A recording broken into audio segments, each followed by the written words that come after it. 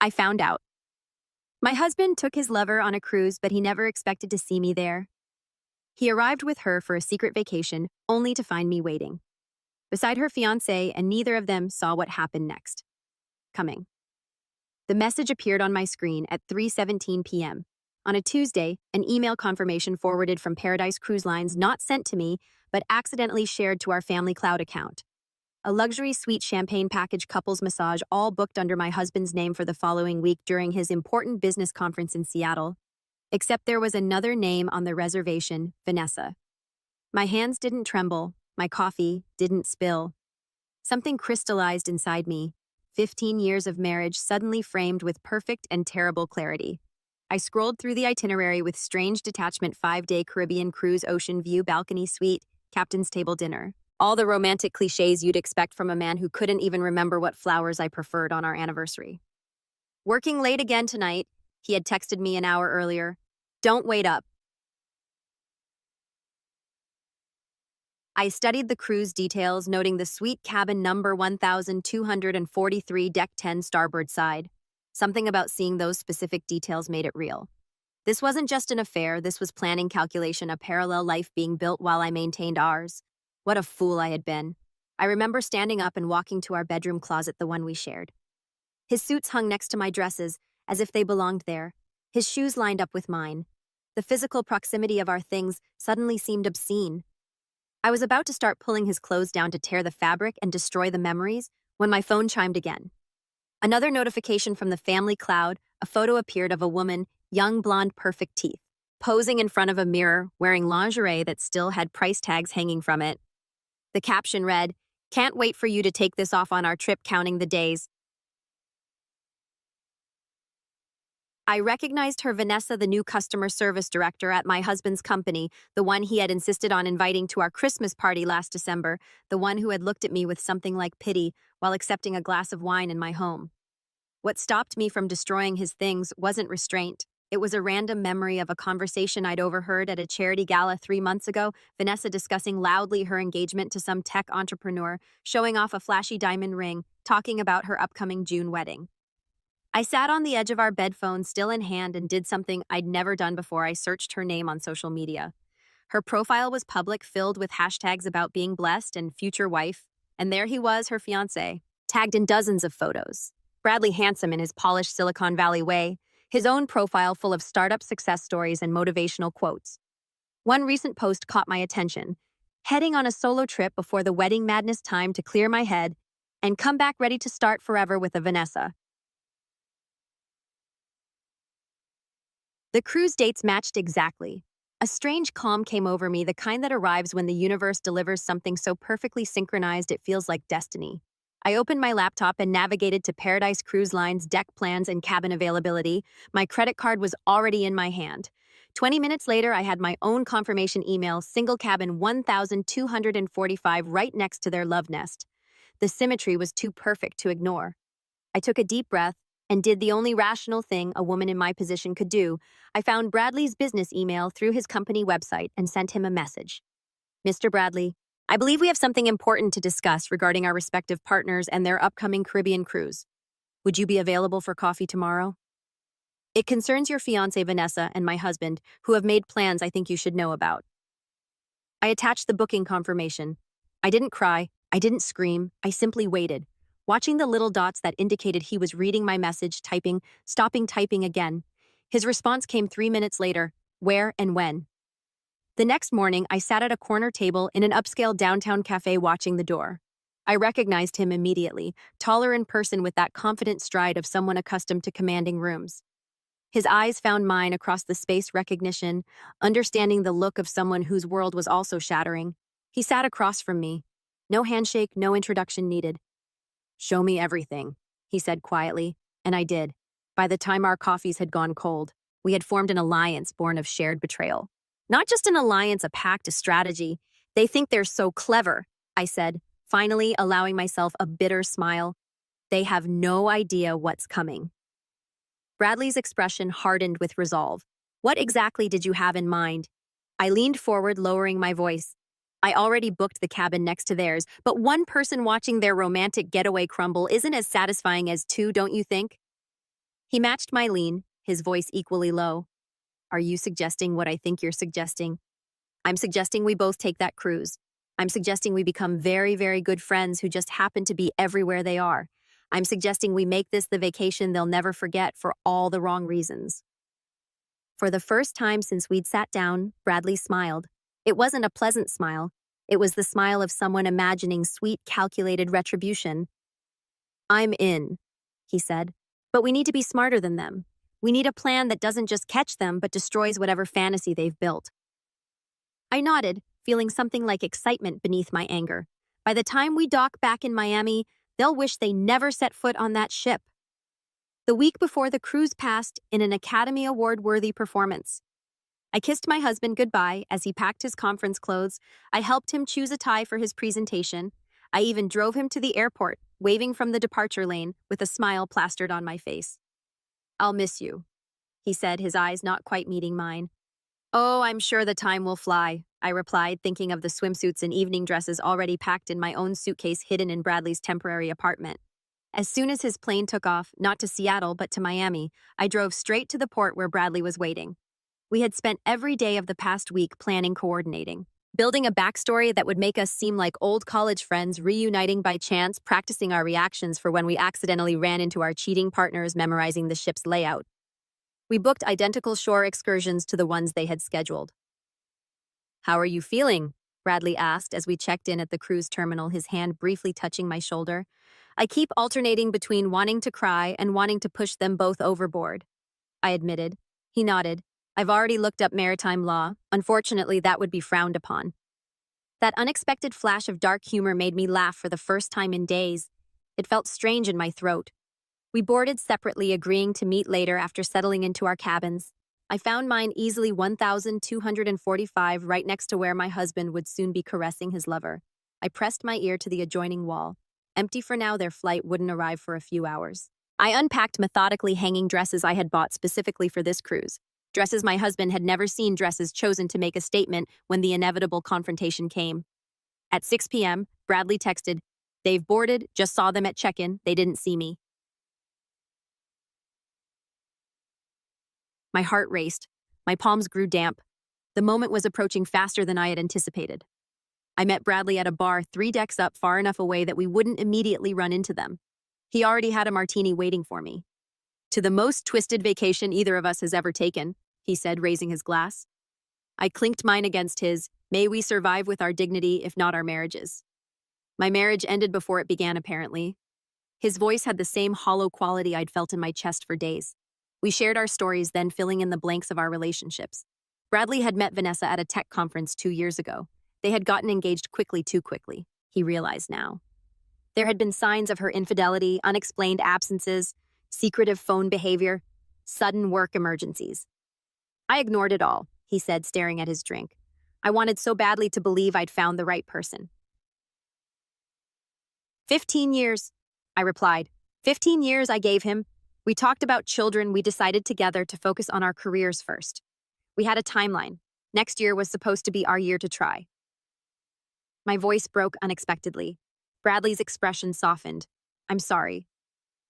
Don't be. Be angry, I am. We spent hours talking, drinking enough to stay relaxed, but not enough to cloud our judgment. We needed to be sharp ready.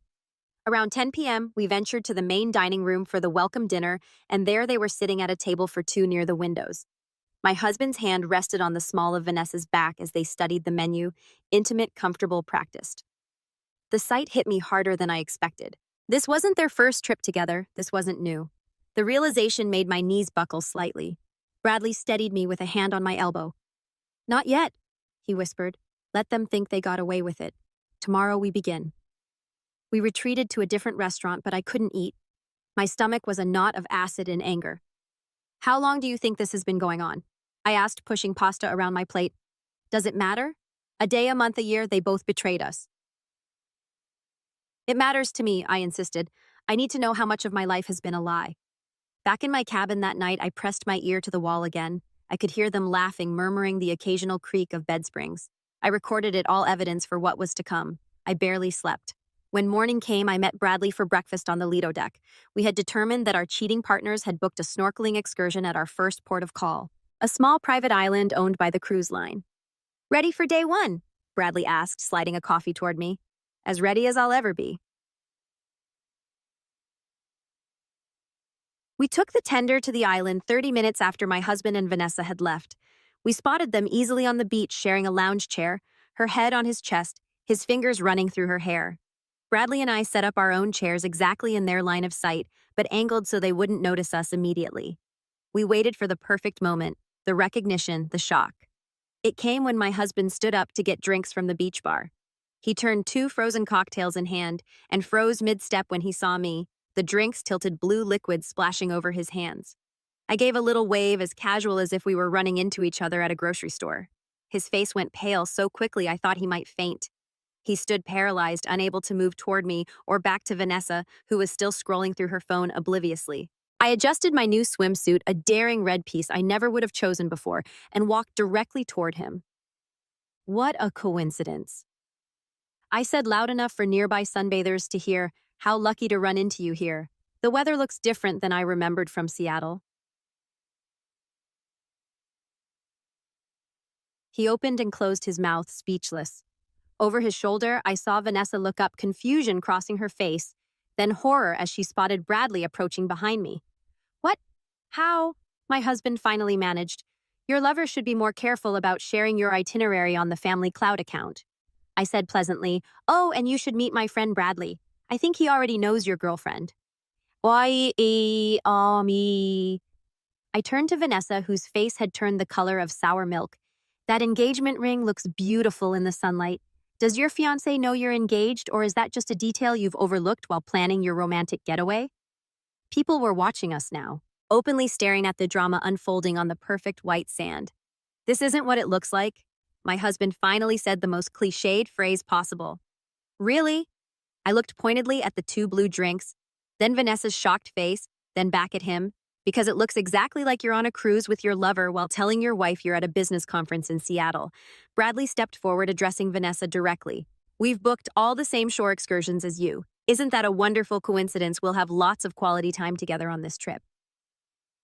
And that was just the beginning, the first day of 5, the foundation of what would become the most unbearable vacation for 2 people who thought they had gotten away with betrayal.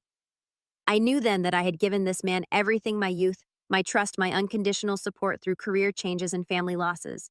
I had been there through it all, believing we were building something meaningful together, and all the while he had been building a separate life, a life that didn't include me. I gave them one last smile. "Enjoy your drinks, the cruise is just beginning." That night, Bradley and I regrouped in my cabin, analyzing the day's confrontation and fine-tuning our strategy for the days ahead. The initial shock had provided satisfaction, but it wasn't enough, nowhere near enough for the depth of their betrayal. "They're rattled," Bradley observed, pacing the small confines of my room. I intercepted Vanessa trying to change their dinner reservations and shore excursions. I nodded, scrolling through the ship's app on my tablet. "They won't get far. I've befriended 3 crew members who keep me updated on any changes they try to make." This was no longer a spontaneous reaction. During that week of planning, I had been methodical in ways I never knew I could be. What my husband didn't know: I had photographed all his office documents before leaving home. I had downloaded his text message history through our phone plan's backup service. I had contacted our bank and flagged large expenses from the past year, creating a perfect timeline of his affair through hotel charges and gift purchases.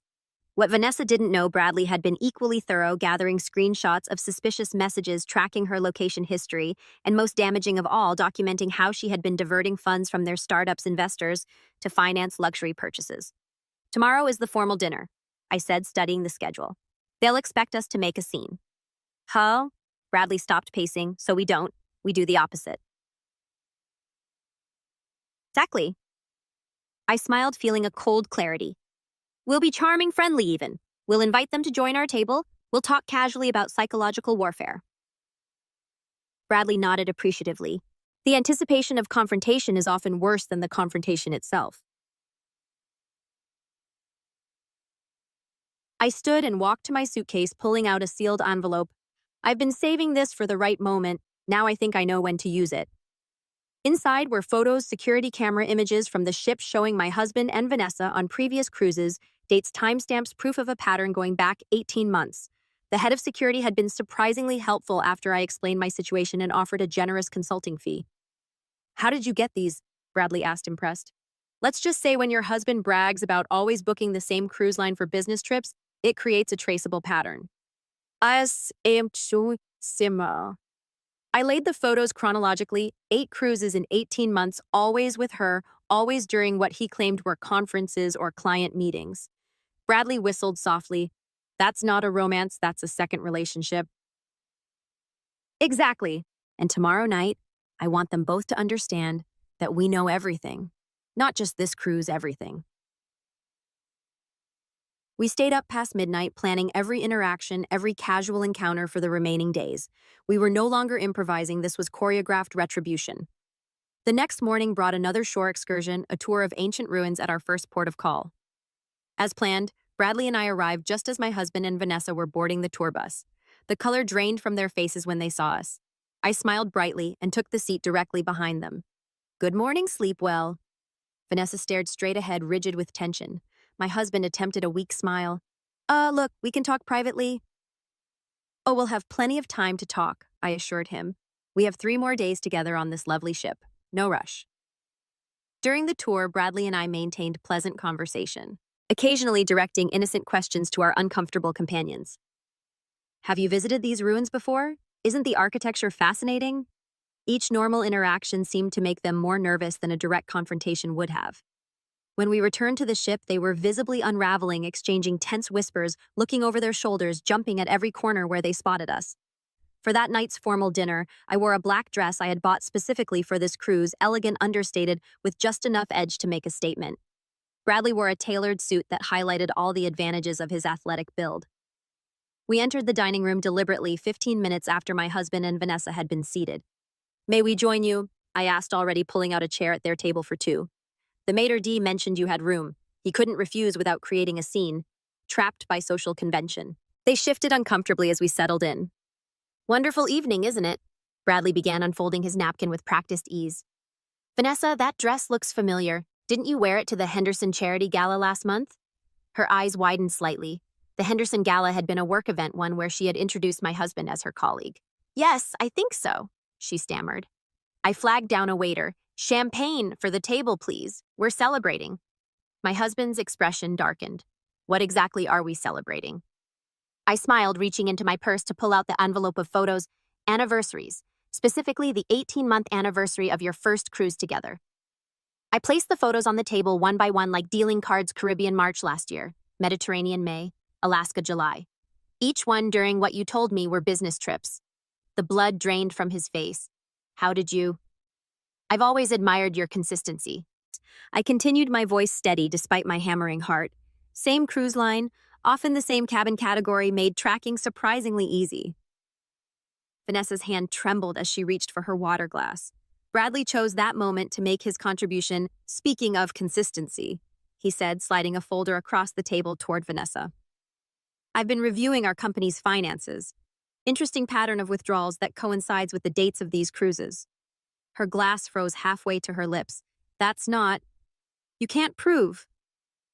Our investors were quite interested in the documentation, Bradley continued calmly. I had a fascinating call with them yesterday. This was the moment I had prepared for, watching the dawn of understanding, that we weren't just angry spouses lashing out. We had been methodical, patient. We had receipts literally and figuratively. What do you want? My husband finally asked, his voice barely audible above the dining room's ambient noise. I leaned forward, maintaining eye contact. For tonight, just dinner, pleasant conversation. Maybe you could tell Bradley about your conference schedule for the next few months. I'm sure he'd be interested to know which business trips are actually romantic getaways. They sat frozen, trapped by their own web of lies. As the waiter arrived with champagne, I raised my glass to truth. It always surfaces eventually. During dinner, we maintained cordial conversation, periodically dropping details that confirmed how thoroughly we had investigated their affair. Each revelation felt like a precise incision, small cuts that accumulated into significant damage. By dessert, they both looked physically ill. When we finally stood to leave, I left a room key card on the table. For your convenience, I explained, it's for the cabin adjacent to yours. We've been taking turns listening through the wall. The soundproofing is surprisingly poor. My husband's face contorted with the understanding that even their most intimate moments had been compromised. As Bradley and I walked away, he whispered, "That was masterful, but that's just the beginning, isn't it?" I nodded, feeling not joy but cold satisfaction. Tomorrow we moved to phase 2. Tonight was about showing them we know everything. Tomorrow is about showing them what that knowledge will cost them. Back in my cabin, I finally allowed myself a moment of genuine grief. Not for my husband, but for the life I had believed in. 15 years lost trust, shattered future plans evaporated. But in its place was something unexpected, a sense of my own power. I had been blindsided by betrayal, but I had responded not with helpless heartbreak, but with calculated action. I sent one final text to Bradley before sleep. "Thank you for today. Tomorrow we show no mercy." His response came immediately. "They created this situation. We're just ensuring they experience the consequences they deserve." I fell asleep to the sound of a muffled argument through the wall, a lullaby of justice beginning to unfold. The third day of the cruise dawned bright and clear, perfect weather for what Bradley and I had planned. While my husband and Vanessa had spent the night arguing, we had been finalizing details with various crew members and other passengers we had recruited to our cause. Our first encounter was at breakfast. We saw them at a corner table, hunched over coffee, looking exhausted and tense. Instead of approaching, we sat prominently in the center of the dining room, laughing and chatting with a group of passengers we had befriended, specifically two couples who turned out to be from my husband's industry. "Rachel and Diana are from Westbrook Partners," I exclaimed as we passed their table later, gesturing to our new friends. "Apparently, they've been trying to reach your company about that merger proposal. What a coincidence finding them here." My husband's coffee cup clattered against its saucer. Westbrook Partners was indeed a major potential client his company had been courting for months. Now they were learning about his business conference while he sat next to his lover. "We're having drinks with them later," Bradley added cheerfully. "You should join us. I'm sure they'd love to hear about your professional commitments." Nee. They didn't respond, but the message was clear. Their private affair was becoming increasingly public with imminent professional consequences.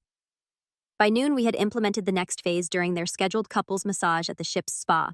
They arrived to discover their appointment had been accidentally changed to separate treatments in different rooms. Meanwhile, Bradley and I enjoyed their original time slot, having befriended the spa manager with a generous tip and a convincing story about anniversary celebrations. Small disruptions continued throughout the day. Their lunch reservation mysteriously canceled, their shore excursion overbooked, their special requests lost in the system. Nothing dramatic enough to blame on sabotage, just a steady stream of inconveniences that were undermining their romantic getaway. But the real turning point came that evening.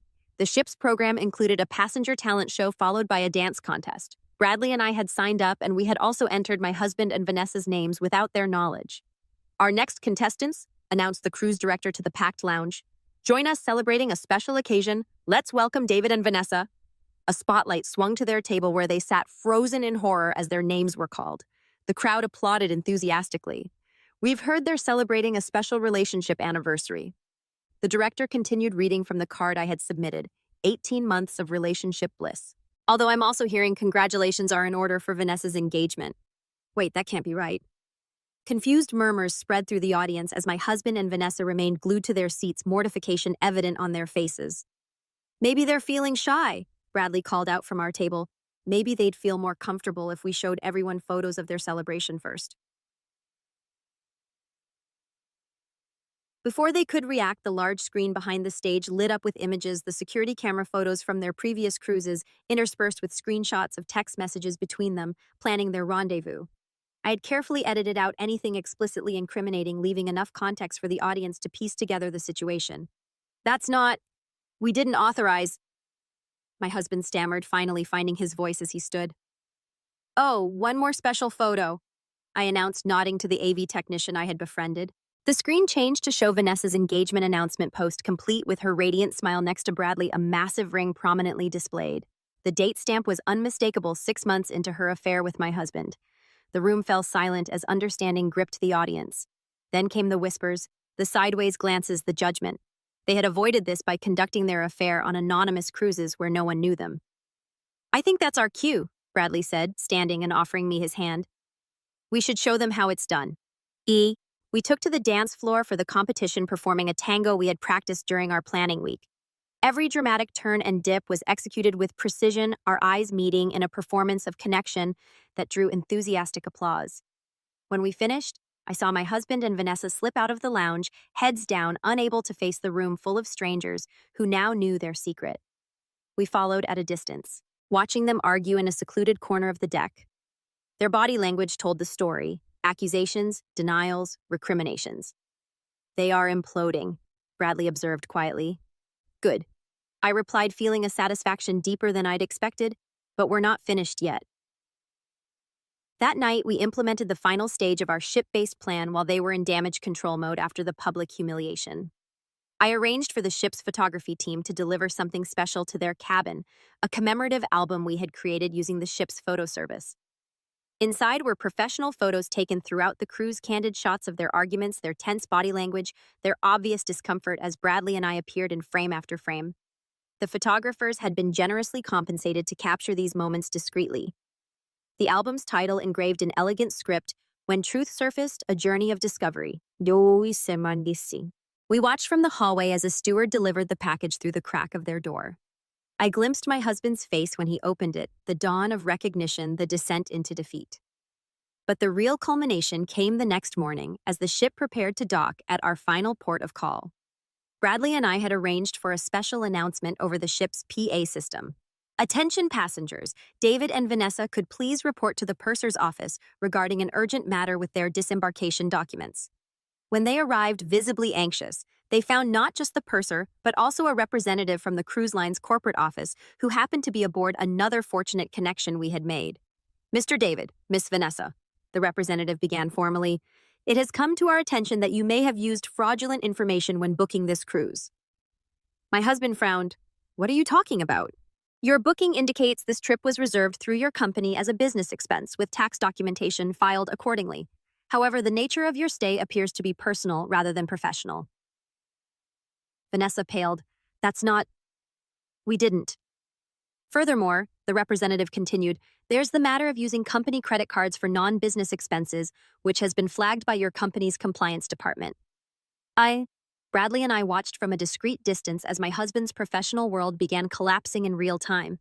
The evidence we had gathered, including email exchanges I had forwarded to his company's ethics hotline, had triggered an internal investigation. Meanwhile, Vanessa received her own devastating news. Her access to their startup's financial accounts had been frozen pending an audit directed by investors.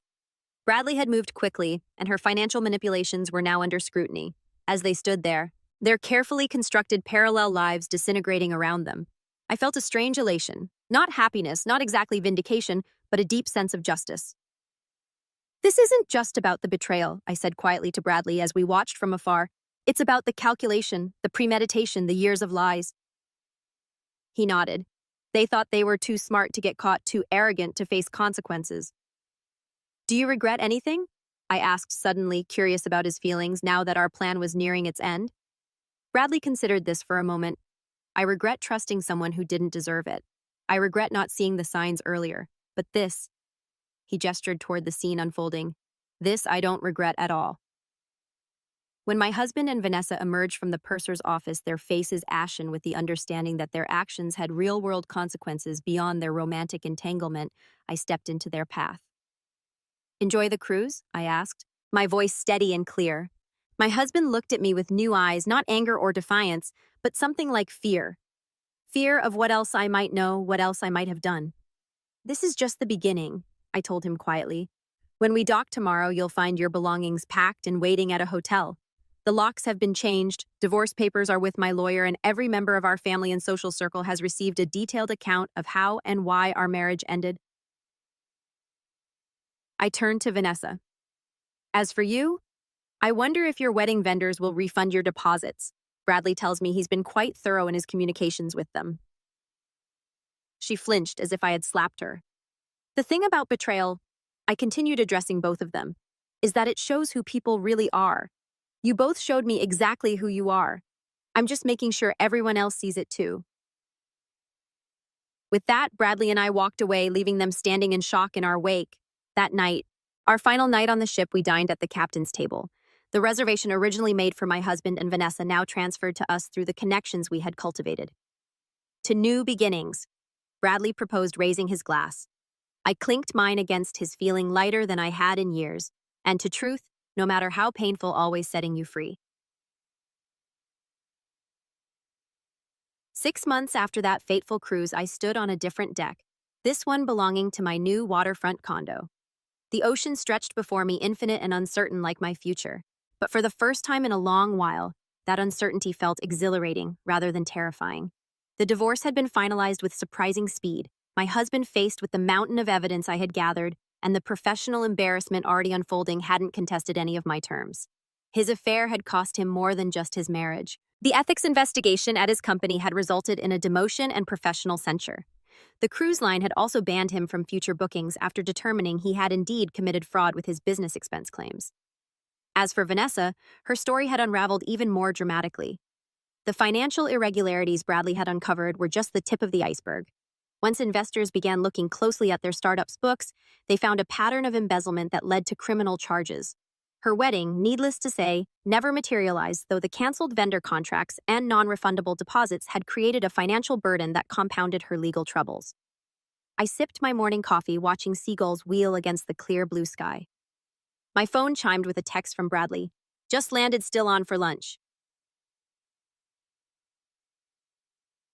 Our relationship had evolved in unexpected ways since the cruise. Not romantically, we were both too scarred for that leap, but into something equally valuable, a genuine friendship forged in the crucible of shared betrayal and recovery. We had stayed in contact through the aftermath, supporting each other through divorce proceedings, legal complications, and the emotional turbulence of rebuilding our lives. He had relocated to open a new office of his now thriving company in my coastal city, a business decision that had coincided with my own relocation after the divorce. "See you at the Pier restaurant at 1, I texted back. As I prepared for our lunch, I reflected on how differently things had turned out from what either of us had expected when we boarded that cruise 6 months earlier. Consumed with anger and betrayal, neither of us had imagined emerging stronger or finding a genuine connection with each other. The Pier restaurant was busy when I arrived, but Bradley had secured our usual table on the patio. He stood when he saw me, his smile genuine. "The Tokyo deal closed," he announced as I sat down. "The investors are thrilled. Congratulations." I raised my water glass in a mock toast. Not bad for someone whose fiancé tried to sink his company. He laughed, a sound that had become more frequent as the months passed. "Speaking of sinking, did you hear anything about our favorite couple?" I shook my head, not directly, but Caroline mentioned seeing David at a conference last month. Apparently he's lost weight and looks haunted. Caroline, my former neighbor, had stayed firmly in my corner during the divorce. "Vanessa's plea agreement was finalized," Bradley replied. "Probation, restitution, and community service. Her parents had to mortgage their house for her legal fees." We exchanged these updates not with malice, but with the detached interest of people who had moved beyond the need for revenge. Satisfaction had faded into something more valuable: indifference. Our meal arrived and conversation shifted to our current lives. My new consulting business, his expansion plans, the charity gala we would both attend next weekend. "I've been meaning to ask," Bradley said as we finished dessert. "That cruise line sent me a promotional email yesterday, Caribbean itinerary special offer for holiday travel." I raised an eyebrow, planning another revenge cruise so soon. "Actually," he said, his expression turning serious, "I was thinking about reclaiming the experience. A trip with no agenda or manipulation, just enjoyment." "Sounds good," I replied, surprised by his suggestion. "Would you consider coming as friends?" He added quickly. "I think we both deserve to experience a cruise that isn't organized around someone else's betrayal." I considered his offer, this unexpected invitation to revisit the scene of our strange alliance. 6 months ago, I would have recoiled at the idea. Now I found myself nodding. "I'd like that," I said simply. As we walked along the waterfront after lunch, I realized something profound had shifted. The cruise that was meant to expose betrayal had inadvertently revealed something entirely different: my own resilience. I had survived not just my husband's infidelity, but the collapse of a future I had believed in completely. "You know what?" I said as we paused to watch sailboats in the harbor. "Sometimes I almost want to thank them." Bradley looked surprised. "Thank them for what?" "For forcing me to become someone stronger than I ever knew I could be. For inadvertently introducing me to a true friend." I gestured between us. Their betrayal was painful, but what came after? I wouldn't change it for anything. He nodded slowly. "I've had the same thought." If Vanessa hadn't cheated, I'd be married to someone who was willing to steal from our company and lie to my face daily. Instead, I'm here rebuilding something authentic. The sun gleamed on the water, casting everything in golden light. In that moment, I realized the most unexpected outcome of all true closure doesn't come from revenge, however satisfying it might be. It comes from building something new from the wreckage, something honest and real. So, Bradley said, checking his watch, I should head back for my conference call. But about that cruise. Winter vacation, New Year's itinerary. I smiled, feeling a lightness that had once seemed impossible. New Year sounds perfect, an appropriate way to start the next chapter. As we said goodbye, I took one last look at the ocean, the same ocean we had sailed during that fateful cruise. The water that had carried us through betrayal now stretched before me as a symbol of possibility. The horizon was open, the future unwritten, and for the first time in years, I was genuinely excited to see what came next. Thank you for watching. If you haven't subscribed yet, please do so and hit the notification bell to stay updated with more shocking real-life stories happening around you.